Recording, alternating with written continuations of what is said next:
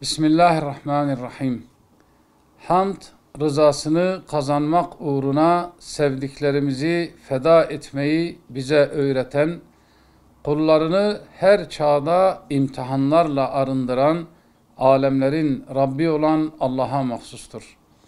Selat ve selam, ümmeti için dua eden, fedakarlığıyla bize örnek olan Hazreti Muhammed'e sallallahu aleyhi ve selleme, Ehli beytine, ashabına ve onun yolunu izleyen bütün müminlerin üzerine olsun. Yüce Rabbimiz Hac suresi 34. ayetinde şöyle buyurmaktadır. Biz her ümmete bir kurban ibadeti belirledik ki kendilerine rızık olarak verdiğimiz hayvanları kurban ederken Allah'ın adını ansınlar.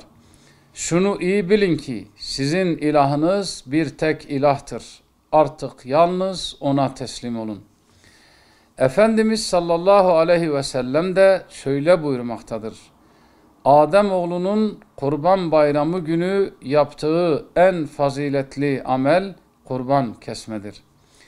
Bayram günleri Rabbimizin bizlere bir ikram olarak sunduğu, sevincimizi, muhabbetimizi artırdığı ve kardeşlik bağlarımızı güçlendirdiği müstesna zamanlardır.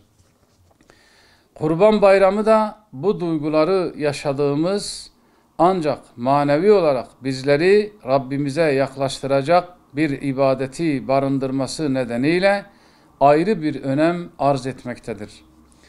Kurban Bayramı Hazreti İbrahim ve Hazreti İsmail'in şahsında bize teslimiyeti ve itaati öğreten, kestiğimiz kurbanlarla bizi Rabbimize yaklaştıran, paylaşma ve yardımlaşma gibi duygularla renk, dil ve ırk ayrımı yapmadan bize kardeşliğimizi hatırlatan ilahi rahmet kapılarını açan günlerdendir.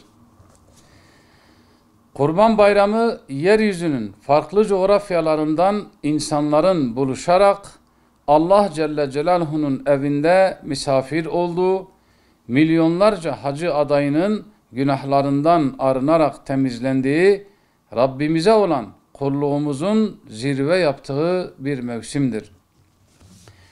Her ne kadar başta Gazze ve Filistin olmak üzere dünyanın muhtelif coğrafyalarında hüzün ve gözyaşı sevincimize burukluk katıyor olsa da Rabbimizin vaadine olan sarsılmaz inancımızla acılarımızı sevinçlere dönüştürmenin azim ve gayretiyle ümmet olarak nice bayramlara ulaşacağımızı ümit ediyor ve Rabbimizden niyaz ediyoruz. Kardeşlerimizi bayramın sevinç ve mutluluğunu yetim, garip, mazlum ve muhtaçlarla paylaşmaya, anne babalarımızı, aile büyüklerimizi, akraba ve komşularımızı ziyaret ederek onların dualarını almaya, özellikle namazlardan sonra yapacakları dualarda mazlum coğrafyalara yer vermeye davet ediyoruz.